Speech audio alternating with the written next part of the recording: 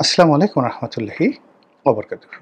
সম্মানিত দর্শক, বাংলাদেশের রাজনীতিতে একটার পর একটা তেলাসমাতি মানে অতি আশ্চর্য ঘটনা, সেরকম আশ্চর্য ঘটনা ঘটে চলছে।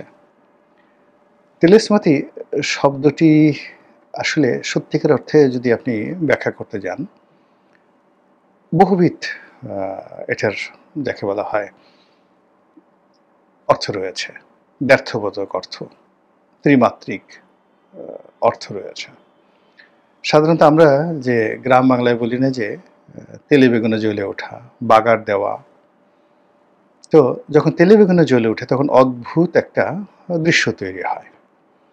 আ আপনি তেলের মধ্যে একেবারে ফুটন্ত তেলের মধ্যে বেগুন ছুঁয়ে দিলেন। তো দেখবেন যে সেই বেগুন ছেড়ে দেওয়ার সঙ্গে, সঙ্গে সেখানে আগুন ধরে যাবে। তখন যে মানুষের মধ্যে একটা যারা অভ্যস্ত নয় দৃশ্য দেখতে, তাদের মধ্যে যে আতঙ্ক তৈরি হয়, তারা যেভাবে আশ্চর্য হয়। এবং এ ধরনের তেলে বেগুনে জ্বলে ওঠার মাধ্যমে যে সকল আ প্রোডাক্ট এবং বাই প্রোডাক্ট তৈরি হয়, এটাকে আপনি তেলেস্মাতির সাথে তুলনা করতে পারেন। তা আমাদের এই রাজনীতিতে এখন তেলেস্মাতি চলছে। অপ্রত্যাশিত ঘটনা ঘটছে। যেখানে দেশের মানুষ ধরে নিয়েছে আওয়ামী লীগ আর রাজনীতিতে নেই। যেখানে ধরে নিয়েছে যে জনাব সজীব ওয়াজেদ জয় আমেরিকাতে যেকোনো মুহূর্তে অ্যারেস্ট হবেন। এর কারণ হলো যে ডিপ স্টেট পলিসি, সেই ডিপ স্টেট পলিসির অধীন আওয়ামী লীগের পতন হয়েছে। আর জয়, পুতুল, তারপরে টিউলিপ সিদ্দিকী এরা এই দেশ থেকে ১৬ লক্ষ কোটি টাকা পাচার করেছে। এবং এটা আবার doctor sorry not doctor, doctor. তো এরা আবার এদের কথাগুলো অদ্ভুত উপাধি আছে। পশ্চিমাদের টাকায় বাংলাদেশে অনেকগুলো এনজিও চলে, যেমন ট্রান্সপারেন্সি ইন্টারন্যাশনাল, তারপরে CPD, centre for policy dialogue. এরকম মানে দেখবেন যারা কিছুদিন পর পরে নানা রকম গবেষণা করে এক একটা তথ্য হাজির করে আজগুবি অদ্ভুত। আওয়ামী লীগের এরকম কয়েকজন লোক ছিলেন, যেমন আবুল বারাকাত। তো তিনি একবার সেই গবেষণা করে বের করলেন যে জামায়াত ইসলামীর যে অর্থনীতি, সেটার আর্থিক মূল্য ৩০,০০০ কোটি টাকা।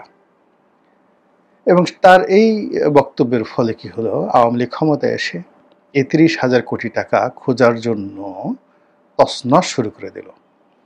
৩০,০০০ কোটি টাকা তো দূরের কথা, ৩০০ কোটি টাকাও খুঁজে পাওয়া গেল না। কিন্তু বিনিময়ে জামাতের যে ছোট ছোট এন্টারপ্রাইজ ছিল, দোকানপাট, ব্যবসা বাণিজ্য, সব কিছু তছনছ করে দিল এই ৩০,০০০ কোটি টাকার খোঁজে।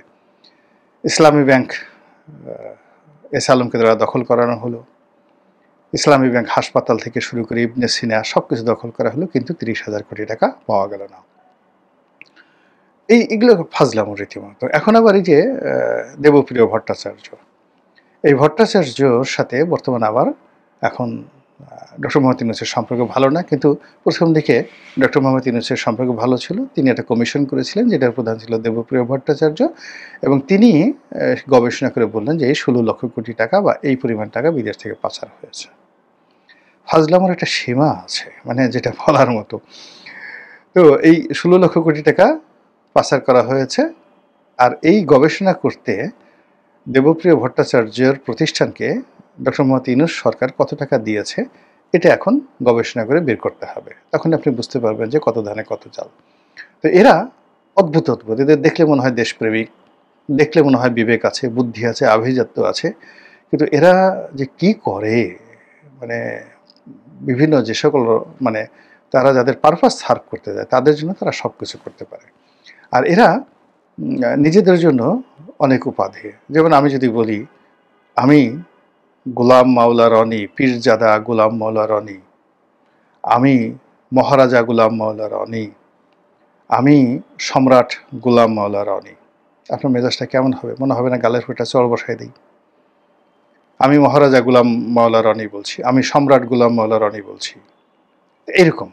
তো এই যে বাংলাদেশের যে তথাকথিত এনজিওগুলো, তারা নিজেদেরকে বিশেষায়িত করার জন্য, যেমন বিদেশ থেকে একজনে ডিগ্রি নিয়ে আসছে, তাকে এখন স্যার ডাকতে হবে, স্যার অমুক, এর কারণ হলো তাকে উপাধি দিচ্ছে ব্রিটেনের কোনো একটা প্রতিষ্ঠান, এখন থেকে তাকে স্যার ডাকতে হবে। এনজিওর মালিক স্যার ফজল হাসান আবেদ, জাস্ট একটা উদাহরণ দিলাম, ব্র্যাকের মালিক, তাকে স্যার ডাকতে হবে। আর এই যে দেবপ্রিয় ভট্টাচার্য, এদের উপাধি হলো সিপিডি, মানে নিজের প্রতিষ্ঠান, সেই নিজের প্রতিষ্ঠানে তিনি আবার সম্মানিত ফেলো। তার উপাধি হলো সিপিডির সম্মানিত ফেলো ডক্টর দেবপ্রিয় ভট্টাচার্য। আচ্ছা বলেন তো, সম্মানটা দিল কে, তাকে সম্মানটা কে দিল? তো এরকম মানে তাদের সেই রিপোর্টের কারণে, সিপিডি সেই রিপোর্টের কারণে, যেখানে আওয়ামী লীগের জীবনীয় টানাটানি, যেখানে টাকা যদি পাচার করা হয় 16 লক্ষ কোটি টাকা, এটা আমেরিকা খুঁজে বের করবে, জয়কে পিটমোড়া করে বাঁধবে। মানে সাধারণত আমেরিকাতে যখন অ্যারেস্ট আপনি দেখেন, কাউকে যখন ধরা হয় তাকে উবুর করে শোয়ানো হয়, হাত দুটোকে নিয়ে তারপরে হ্যান্ডকাপ পিছনে ফেলা হয়। তো অনেকের মানে মানে হাঁটু ঠিক সে গলার পরে হাঁটুদের চাপ দেওয়া হয়। তো যেভাবে দেবপ্রিয় ভট্টাচার্যরা সেই বাংলাদেশ থেকে টাকা পাচারের কাহিনী বানিয়েছেন, রিপোর্ট তৈরি করেছেন, সেক্ষেত্রে আসলে জয়কে, সজীব জয়কে আমেরিকার FBI, আমেরিকান পুলিশ বা তিনি যে শহরে থাকেন সেই শহরের মেয়র, তারা যারা আছেন, ইমিডিয়েটলি একটা রেড অ্যালার্ট জারি করে তাকে গ্রেপ্তার করবে এবং এখন তাকে ক্রস ফায়ারে দিয়ে ফেলবে বা তাকে মেরে ফেলবে। এরকম যখন অবস্থা, তখন যদি দেখা যায় যে দেবপ্রিয়, ডক্টর মোহাম্মদ ইউনূস, অন্যান্য যারা লোকজন আছে, তাদেরকে যে সকল পত্রপত্রিকাকে নিয়ে অ্যাঙ্গেল দিয়েও পোছে না, তারা সজীব জয়ের পিছিয়ে ঘুরতেছে তার একটা সাক্ষাৎকার প্রচারের জন্য। সেটা নিউ ইয়র্ক টাইমস হোক, ওয়াশিংটন পোস্ট হোক, এটা কোনো বিজ্ঞাপন না, তারা জয়ের সাক্ষাৎকারের জন্য ঘুরছে।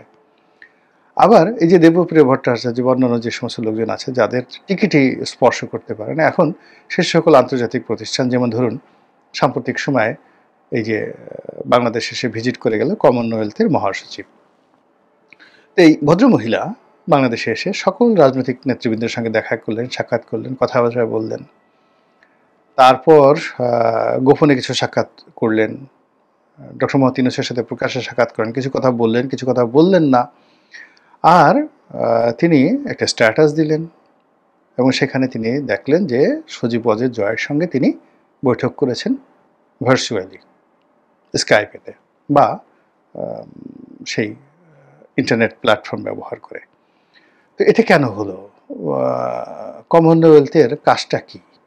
কেন সজীব জয়ের সাথে এই মুহূর্তে তাদের দেখা করার প্রয়োজন হয়ে পড়লো? তো এই যে ঘটনাগুলো ঘটছে, এগুলিকে আমি বলছি রাজনীতির তেলেস্মাতি, যেখানে আমরা সবাই আওয়ামী লীগের নাম উচ্চারণ করব না, আওয়ামী লীগটা নিষিদ্ধ দল, যেখানে আমরা শুধুমাত্র নিজেরা ভোট করব এবং আমরা উইদাউট আওয়ামী লীগ তাদেরকে ছাড়া একটা রাষ্ট্র গঠন করব, আওয়ামী লীগের লোকজনকে আমরা ফাঁসিতে লটকাবো, তাদের সহায় সম্পত্তি আমরা বাজেয়াপ্ত করব এবং তাদেরকে আমরা ছ্যাঁকা দেবো, রীতিমতো ডলা দেবো, ছ্যাঁকা দেবো, বাঁশ ডলা আছে না, সেরকম বাঁশ ডলা দেবো, বাঁশ যেভাবে ঠাস ঠাস করে ফাটে ওইরকম তাদেরকে সেই বাঁশের মধ্যে ফেলে এমন চাপ দেব তাদের হাড্ডি ফটাস করে ফেটে যাবে, আর আমরা খুশি হয়ে যাবো যে দেখ, এই 15 বছর আমাদেরকে যে জ্বালিয়েছিলি, এখন তোদেরকে ফাটা বাঁশের মধ্যে ফেলে ফটাফট ফাটিয়ে ফেললাম। ও মাই গড, এই কোনো কাজই আমরা এখন পর্যন্ত করতে পারছি না। এখন আওয়ামী লীগকে নিয়ে কোনো নেতিবাচক কথা বলা যাচ্ছে না, এমনকি একজন বাউলকে, এতে দেশে কত 32 নম্বর ভাঙা হলো, কত কিছু করা হলো, এখন একজন বাউলকে গ্রেপ্তার করা হয়েছে, সারা পৃথিবী সেই বাউলের পক্ষে দাঁড়িয়েছে এবং সবাই বলার চেষ্টা করেছে যে আওয়ামী লীগ এই বাউল হয়ে ফিরে আসছে বাংলাদেশে। বোঝার চেষ্টা করেন, আওয়ামী লীগ বাংলাদেশে বাউল হয়ে ফিরে আসছে। এরকম আওয়ামী লীগের নিয়ে আলোচনা করা হচ্ছে, আওয়ামী লীগকে ধরাই যাচ্ছে না। এখন আওয়ামী লীগের বিচার নিয়ে, শেখ হাসিনার বিচার হলো, তো সেই বিচার নিয়ে, রায় নিয়ে দেশের মধ্যে টুকটাক কথাবার্তা হচ্ছে, কিন্তু দেশের বাইরে ভীষণ কথাবার্তা হচ্ছে। ফলে যারা আয়োজক ছিলেন, যারা এটার জন্য প্রশংসা দাবি করেছিলেন, তারা ভীষণ রকম অশান্তির মধ্যে আছেন যে এই অকৃতজ্ঞ জাতির জন্য আসলে কিছু করা ঠিক না। আমরা এত সংগ্রাম করলাম, লড়াই করলাম এবং আমরা তাদেরকে শাস্তি দেওয়ার জন্য, $12 দেওয়ার জন্য এত কিছু করলাম, তারা বিদেশে 16 লক্ষ কোটি টাকা বাংলাদেশে পাচার করেছে। তো তো এই ১৬ লক্ষ কোটি টাকার মধ্যে শুধুমাত্র রূপপুর পারমাণবিক বিদ্যুৎ কেন্দ্র থেকে তারা ৬০,০০০ কোটি টাকা পাচার করেছে। তাদেরকে তো আর ছাড়া যাবে না, তাদেরকে ধরতে হবে। তা আমরা যখন একেবারে কই মাছ যেভাবে ধরে, ছাই দিয়ে যেভাবে মাছ ধরে, চ্যাং টাকি ধরে, শোল মাছ ধরে, বোয়াল মাছ ধরে, তো এরকম যখন প্রস্তুতি নিচ্ছে ঠিক সেই সময়টাতে এসে এখন আন্তর্জাতিক সংস্থাগুলো বলছে ইনক্লুসিভ নির্বাচন লাগবে। তারা আওয়ামী লীগের সঙ্গে কথা বলছে, তারা কথায় কথায় শেখ হাসিনার রেফারেন্স দিচ্ছে, শেখ হাসিনার বিচার নিয়ে কথা বলছে। এমনকি মেজর জেনারেল জিয়াউল হাসান, যাকে আমরা প্রচার করে আসছি যে এর মতো সিরিয়াল কিলার আর নাই বাংলাদেশে। মুক্তিযুদ্ধের সময় আওয়ামী লীগ যেভাবে একজন ক্লিয়ার বের করেছিল কাদের মোল্লা, কসাই কাদের, তো দ্রুপ এই জমানাতে জিয়াউল হাসানকে বানানো হয়েছিল এই যুগের কসাই কাদের, যে একেবারে চোখ বুজে মানুষ পাখির মতো গুলি গুলি করে মানুষ মেরেছে, এবং যত আয়নাগর ফায়নাগর যা কিছু আছে সব এই জিয়াউল হাসান করেছে। ফলে তাকেও বাঁশডলা দিতে হবে, তাকে যেভাবে ইচ্ছা সেভাবে বাঁশডলা দিতে হবে, ফাঁসিতে লটকাতে হবে, মারতে হবে, কাটতে হবে।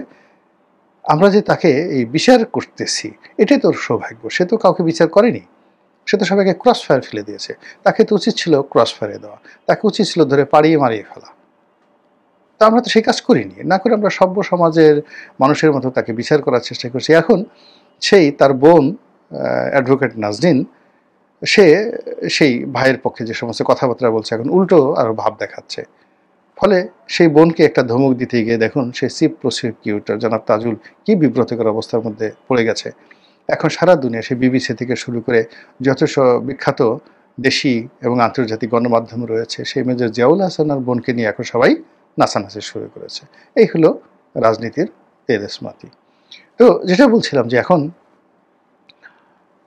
কমনওয়েলথের মতো অত্যন্ত গুরুত্বপূর্ণ একটি প্রতিষ্ঠান আমাদের দেশের জন্য, আমাদের এশিয়ার জন্য, আমাদের রাজনীতির জন্য, এমনকি আমাদের অর্থনীতির জন্য।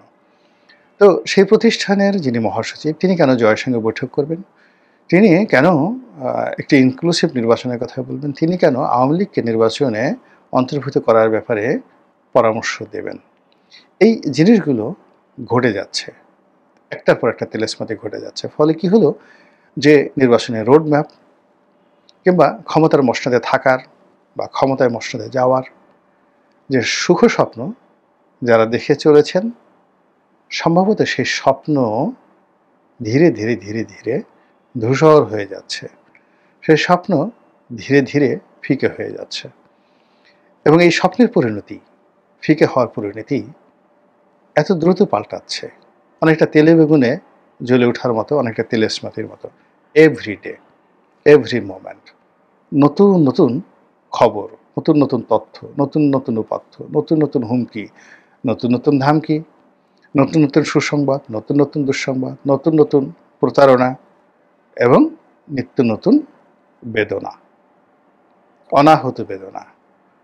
এগুলো আমরা যারা আছি জনগণ থেকে শুরু করে রাষ্ট্র পরিচালনায় নিযুক্ত ব্যক্তিবর্গ এবং রাজনৈতিক নেতৃবৃন্দ সবাইকে গ্রাস করছে। মহান